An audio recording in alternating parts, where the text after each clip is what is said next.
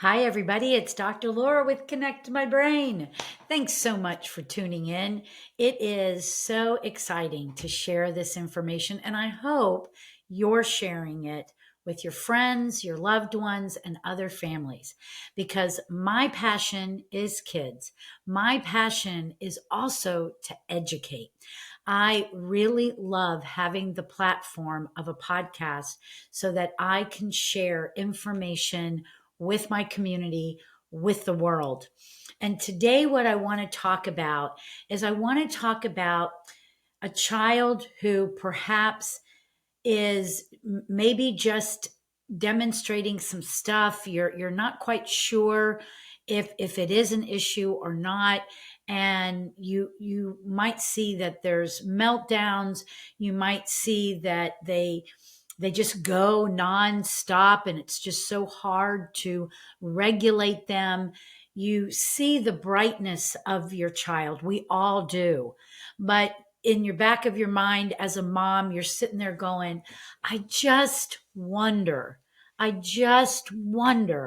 if this is something I should check out. Well, this is where you have an open communication with me and my practice. I love talking to people about development and I love talking to parents. I will often get on phone calls with parents, let them tell me their story, what they're concerned about, and I can usually connect the dot for them. And in some instances, we need to get in there and really do quite a bit of work. And sometimes we just need to do a little polishing. Every case is different. And at Connect My Brain, it is not a conveyor belt, it is not a franchise. It is a practice that literally focuses on the individual. Now, they all might have similar things going on, but their stories are different and applications have to be different in order to match the individual need of the child and of the family. We have a lot of families that do travel to us, and sometimes it's not really feasible for them to come into the office with a high frequency. So, yes, of course, we have our program right here, but we're also able to create programs that you're able to do at home, and we can connect through remote access. We have many things on our website under the tab called eSchool. But I would always encourage you, if you want to at least have a conversation, let's schedule a chat. The summertime is a great time to look at the stuff for your children. I know we want vacations. I know we want to go out of town, but your child has very pivotal windows of time when these types of neurological issues can be addressed easily. So, throughout many of the podcasts I have mentioned, there are developmental windows. Your gut is mature by age 2. Your immune system is age 3. The back of the brain and lots of postural issues is age 4. So, looking at your child early on makes an incredible difference. As these children approach different age intervals, one of the next ones that's very important to look at is between 7.5 and 8.5. That's where many of the functions, even in traditional evaluations, will say that a child is more adult like at 7.5 to 8.5. Now, we know there's still a lot of maturation to go, but what we're talking about is that a lot of the blasting of the neurons has occurred. Now, you're still going to have a spike during puberty, so I don't want you to think it's the end all.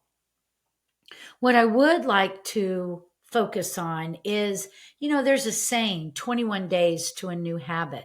Well, that's great if you're a toddler.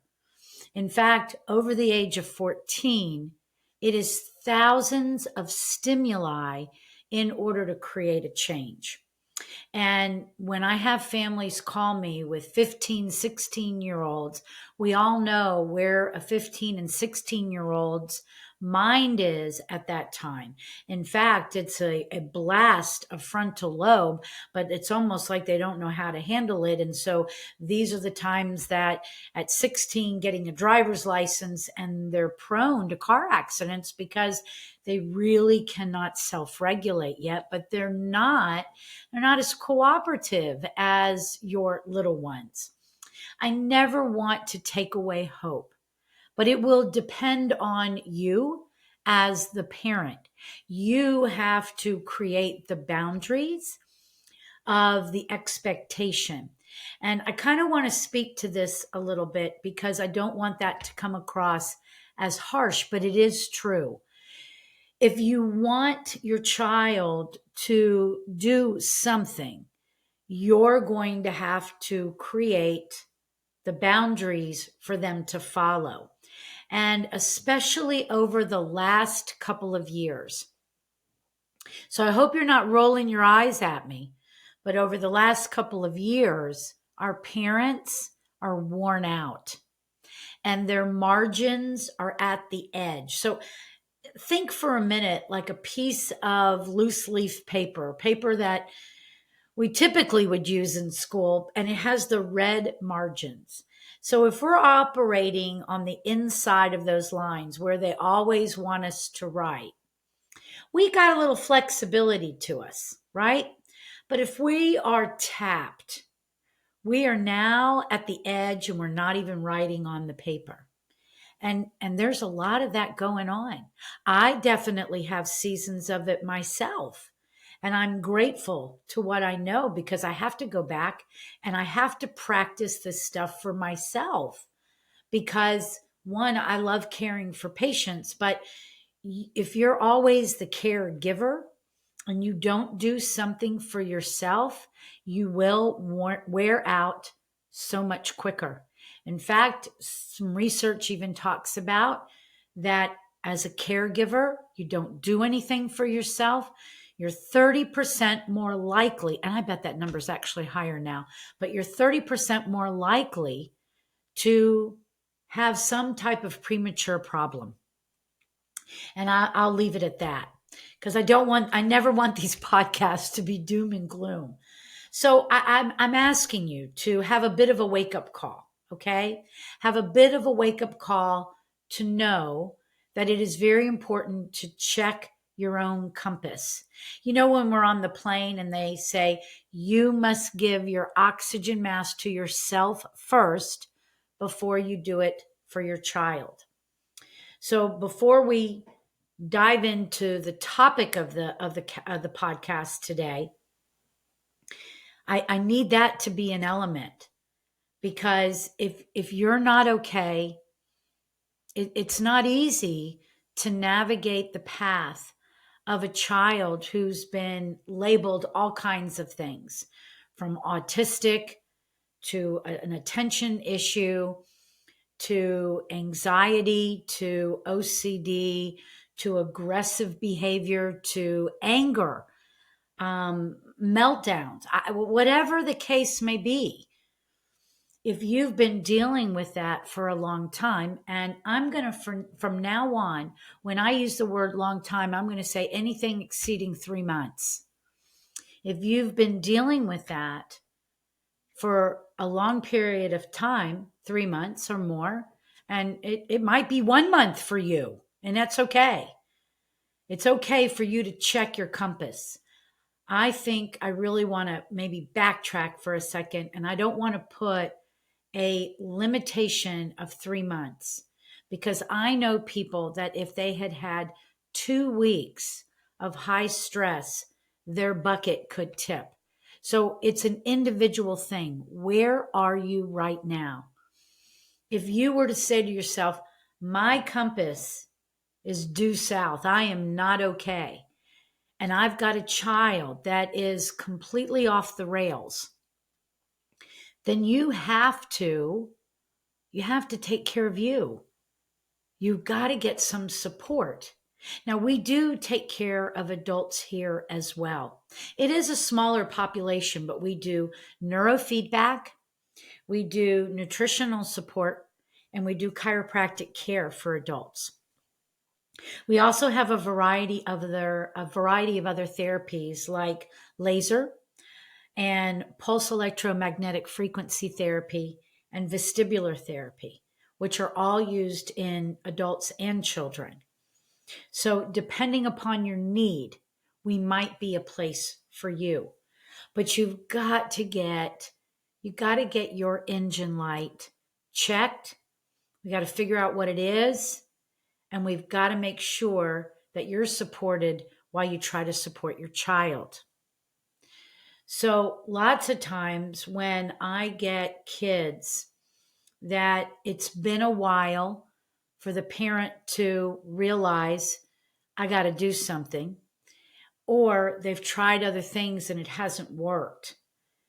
By the time the child arrives at C&B, I begin to notice that there's a lot of actions by that child that are literally going to have to be retrained. And when I talk to a parent about it, I think they feel almost like they're being told they did something wrong, and you didn't do anything wrong. We all, as parents, have truly done the best we know how to do during that time with the skills and resources that we had. So we have to push the judgment aside, because all that's going to do is drive that compass due south more. And I don't want you to do that. But I am going to ask you to be open to hear we got to do some retraining. It isn't that you didn't do it, but more importantly, your child didn't receive it because your child's neurological development has been disrupted. And those neurological disruptions can be mechanical, it can be, reflexes that are continuing.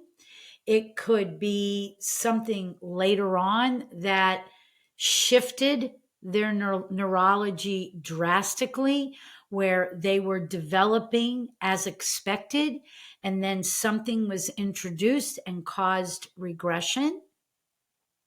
It can also be neuroimmune. And this is a big part. Neuroimmune means that during the time of an open window of development, so that's our neurology, I also had an immune insult, which was also an open window of development. So the immune system, based on the state of health of mom and dad at the time of conception, building that life, and how that child came into this world, and then what that child went through, especially the first 3 years of life, because the immune system is expected to be mature by age 3.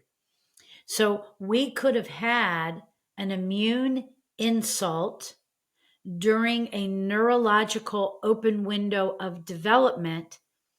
So what was firing together at the same time influenced how they would eventually work. So in my intake forms, I'm asking all kinds of questions. I want to know, did they have colic? Did your child ever have strep? And now today, strep is even considered to be a typical childhood illness. And I want to tell you, that is not true. Strep is a very aggressive bacteria. And unfortunately, in the culture that we live, it is treated as common. And therefore, the standard of traditional care is antibiotics. And those antibiotics are wide spectrum. Now, it would be great if our traditional system would generate an antibiotic specifically for strep. And I know it would take money. Insurance companies are looking at the bottom line. They don't do it. So they give wide spectrum. Okay, now I want to build this platform and you can apply it to any other illness, not just strep. Okay, so hear me.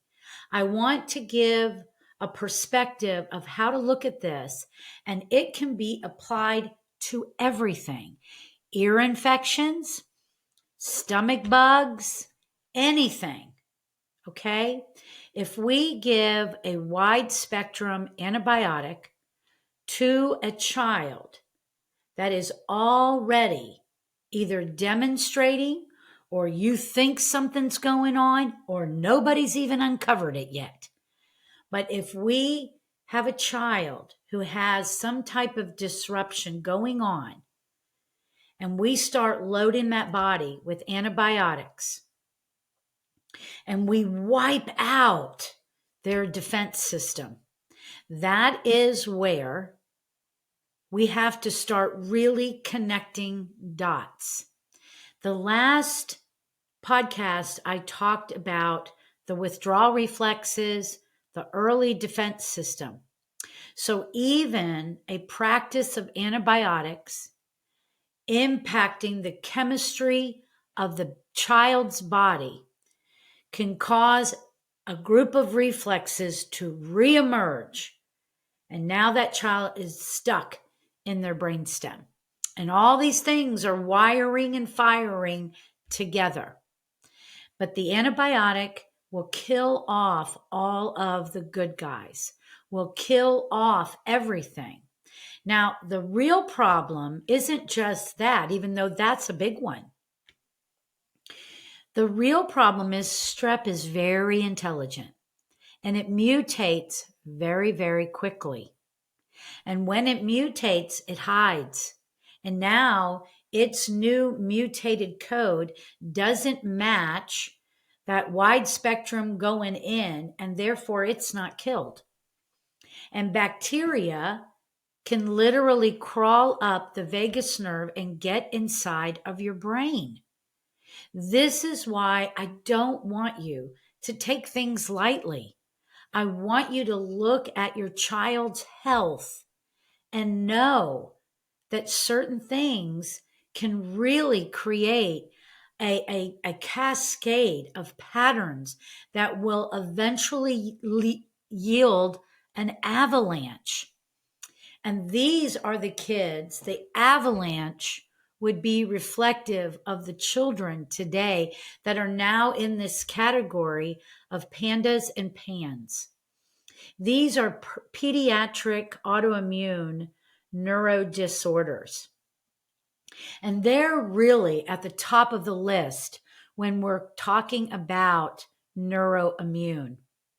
But if you were to look up those words, pandas, just like it says, it's not the black and white bear, PANDAS, and pans, PANS, you will see all the different symptoms that may manifest as a result of some type of neuroimmune issue. Now, 10 years ago, there was a suspicion that it was strep, and now it's well known. But now it's also got a subcategory of PANS because there's other bacteria and viruses that if they are lingering and they're still firing in that person's body, and you don't always have to be symptom sick in order to look at the potentiality of an autoimmune storm being created inside of your child. Boy, this is a deep dive, isn't it?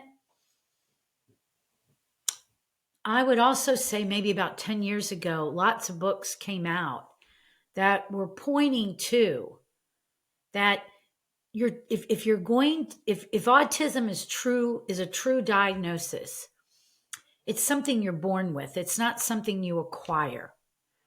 So children that have something emerge, and typically what we're seeing, it's around 15 to 18 months, there is something introduced and there is a regression of development. And then this child is typically diagnosed autistic. That doesn't match. And what it was demonstrating in this book, what are several books and several research articles, you could look this one up yourself, is that it's really brain inflammation. And I would believe that it's in the same category of what we're talking about with strep, and it's an autoimmune storm because of when the insult occurred and what was neurologically being developed and what the immune system was going through. And so even if we had a few things prior to the age of 3, but then those patterns had already centrally been laid down, that cellular energy was already there. Anytime that child had any type of illness, it was very difficult for them, and they would begin to manifest and demonstrate certain behaviors. So if this is resonating with you, we got to check it out. And the sooner you do it, the better. Here at Connect My Brain, we do have a full chemistry component. So I always refer to, we have a 3-tier approach to working with children. It's mechanical, it's chemical, brain, because you are all 3 of those at the same time. You are a mechanical being. You have to go through stereotypical movements to go from the lower brain to the higher brain. You have a brain. We want to see what in the world, how did that developmental sequence influence how your brain came on? But you are a chemistry. We have to eat to survive. So food is fuel. Fuel breaks down to different components that are then going to go in and feed us. They're going to run different cycles. They're going to work with cofactors and drive and create energy and cellular communication. And you can be so fantastic at therapies, but if you don't have the fuel, the right fuel, you can't make it stick. And then you can have these culprits of strep or some other type of virus or bacteria that's still lingering inside of your body, and it can go up to your brain. There was a great movie I watched years ago. It's a true story. It's the Susan Cahalan story. And the movie was called Brain on Fire. And it's an adult, but again, just because it's an adult doesn't mean we can't learn from that experience and begin to apply some of these pearls. She's a reporter, and all of a sudden one day started having seizures, then started having some very different behavior than what you would expect.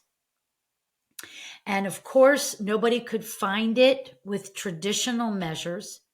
And it wasn't until there was a neurologist who decided to look at the antibodies in her brain. And what he found was she had antibodies against her brain and literally had to go through lots of immunoglobulin therapy in order to restore her health, which took a very long time. But because people didn't understand it, they kept saying it was in her head. And it was in her head. Her brain was working against her. I have another incredible patient. This is one of my patients. I'm not the only provider, and it is an adult. And around 4 years ago, all of a sudden, started demonstrating very different behaviors. This poor man, he's only 43. He's now in a nursing home, and he has degenerative brain disease, just like Bruce Willis. This can happen. You got to know your chemistry. And when that child has literally had so much disruption, it is absolutely going to be necessary to retrain. Things that you did to show your child the way just did not get laid down. And your child is going to have to be retrained. I always want you, no matter where you go, I want you to always parent your child the age that they are. Keep reinforcing your expectations. Get help that you need. Don't wait. This is the time. Summer is the time. Give us a call. We can go through a great conversation and look at your red flags and help you connect the dots. But you can't wait. This is imperative that you begin to look at those different components. Now, if you are getting help right now, perhaps you are working with a functional MD. Maybe you're working with a naturopath. Maybe you're really on that chemistry, but you're not getting the mechanical piece addressed. You're not getting the brain piece addressed. We don't mind partnering with other providers. I totally believe in bringing in whatever that child needs, whatever that adult needs, in order to give that person their childhood back, their life back. But if you're not getting 100% the results that you need, reach out and let's have a conversation. Treat your child with the expectation that matches the age that they are. If you are working diligently on this or you're ready to take that step, as we get your child back online, you're going to have to be ready to keep doing those things that you have been doing, even if we're going all the way back to when they were very early on and you were trying to tell them to make their bed, pick up their clothes. Have the expectation. Don't let that expectation change. What I find a lot, and I understand, again, anything that I bring up is not about judgment. And I can truly understand how this takes place. When a parent has been so overwhelmed for so long, sometimes they're just trying to keep peace in the house. Sometimes they're just trying to get their child to eat anything, even if it's a Snickers bar. Sometimes they're just trying to keep their child from having an emotional breakdown and not get kicked out of another school. This does not serve your child. Your child is learning your parenting style, and your child is literally practicing the emotional breakdowns, the argumentative experiences. I'm only going to eat sugar. And then when you have literally broken down and you've got no more to give, then you go and you try to get some help, and everything has to be retrained. And when I have to say to you, your child can't have sugar, you're not going to be happy. I literally had a parent who came here, paid for an assessment, and then literally said to my office manager, if Dr. Hansen is going to make me not give my child sugar, I can't do it. This program isn't for me. Now that is completely true. It's okay if this program is not right for you. We would do so much better if we are a good fit. That is absolutely true. But that is a parent who is off the edges of the paper, and their child is continuing to get sicker and sicker. Everybody knows what happens with sugar. You're literally creating an environment inside of your body that will be sick. You're destroying your microbiome. You're destroying these little microvilli that are there to protect how things cross over different membranes. You're headed towards leaky gut, leaky liver, leaky brain, SIBO, small intestinal bacterial overgrowth.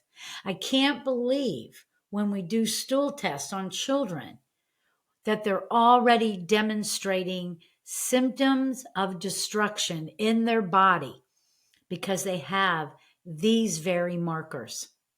We love to partner with you. Yes, sometimes it is going to be tough. And sometimes you're going to feel like you have told your child 9,055 times, do this. But you know what?